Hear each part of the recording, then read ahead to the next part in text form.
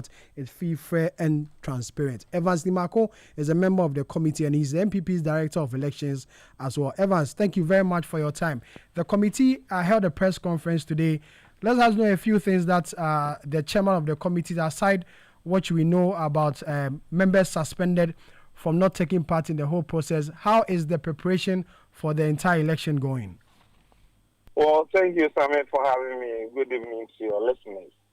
I think today the essence of the press conference was to update key stakeholders of the party, i.e. party rank and file, presidential candidate, and the nation at large. The committee touched on the fact that we've gone around to conduct album verification exercise and validate it. And this was done in all constituencies with the support from constituency executives, regional executives. And in each of these constituencies, the presidential candidates had their representatives sitting with us to go through the album to validate and verify. And made it clear that in due course, provisional copies of these albums will be given out to all the presidential candidates. The essence of this is to ensure that the committee's objective of supervising and conducting these internal elections will be very transparent, fair, and accurate, with all interests taken on board. And also assuring the presidential candidates that as time given for this internal elections, 31st January 2026, we walk through with them. And so they will be giving copies of the album, we will be engaging with them, and their concerns will be taken. Also to let the public know that this exercise, all issues concerning security, we've had engagement with the Ghana Police Service. We've had assurance of them to ensure that all installations, all security arrangements will be taken care of. You are aware that we invited the Electoral Commission to conduct balloting, and so we know for each of the candidates their position on the ballot paper. And that exercise was conducted in a fair, transparent manner. In the same way, the committee will continue to conduct its exercise so that when we are done with January 31, 2026, we will all be on board to prosecute an election that will get us victory come 2028 December. And so that was the essence of today's press conference. Okay, let's take the issues one after the other. Let's start with the album verification, as you mentioned. We know very well that in this election, the party has agreed to expand the electoral college. I mean, those delegates who are supposed to vote compared to the last election. How many people are you adding on to this particular album, and who are these individuals? Well, this is an ongoing exercise. And so, as of close of the round verification, the IT is working out this arrangement, and invitations were extended to former constituency executives, former regional executives, parliamentary candidates since 1996, those who have served the party as DCs, MMDCs when we're in government, have all been invited on board. I mean, that number is likely to hit about 10,000, and that will be added to an existing register of close to 200,000. But, you know, when the committee went around to do the validation and verification, you realize that in some places, some of our members have joined their ancestors. And so we are putting together this register with the inclusion of presidential candidates, agents, and every step of it has been very transparent. I think when we are done with it, by the time the party gives the final register to the Electoral Commission and presidential candidate, we will make known the exact numbers of delegates that are going to the 31st internal elections. Let's talk about the voting centers. Have you arranged with the Electoral Commission where the voting centers will be?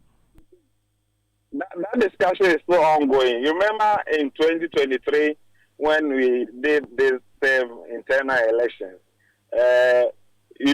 we now have 276 constituencies. And the way of managing the numbers, we had indicated to the EC that where the number of registered voters were more than 1,000, it is split into 2 voting centers. If you quite remember, in 2023, we had a total of 331 voting centers because headquarters was also made a voting center. So I don't think we will depart from that number. So it's likely that we are going to use the same 331 voting centers, but we are still in consultation with the Electoral Commission to finalize the number of voting centers. Let's talk about the voting rights. I heard the chairman of your committee say that, some members who have forfeited their membership, will not be eligible to vote. Could you explain more on this? Thank you. So, the National Council now put together this committee. Had come out after the National Executive Committee took the decision that amnesty has been granted.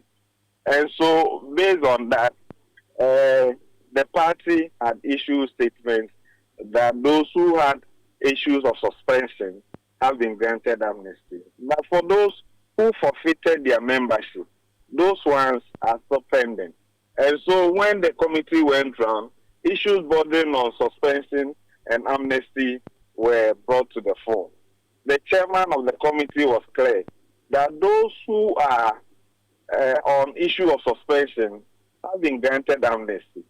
However, those who forfeited their membership, the party directive has been that you apply and then you go through. And so if you forfeited your membership and you apply, you will then not be eligible now to cast a vote or be in any competitive arrangement within the party. And so that was what the chairman of the committee put across. And that is the position of the party. You said that you will let all the aspirants sign a peace pact ahead of the election or a memorandum of understanding. What exactly is this? So that they don't leave the party or they'll campaign for the candidates who will be elected. Throw more light on this pact you talk about. Well, it's a commitment that the party will want from stakeholders. If you know, these are our gallant presidential candidates, senior members of the party. They understand the new patriotic party better. And looking at the mobilization that they've gone through, campaigning across constituencies and all that, it makes sense to get them to appreciate what we are doing now. And in 2023, if you quite remember, the party got the presidential candidate to sign to a peace pact. This is to ensure that the party will have life after the elections. And in order to get all on board, if the principals agreed among themselves that yes, we agreed to the terms of engagement and we've complied, why not the supporters? So it's a sign to show that yes, it is internal competition. We accept and we are going to accept the outcome and we want to ensure that at the end of the day, the new patriotic party will go into the 2020 general elections and come out victorious. And so we'll play their support to the party's position. And so, the essence of running a political party is to put together your resources, put together a policy program that will transform Ghana's developmental agenda.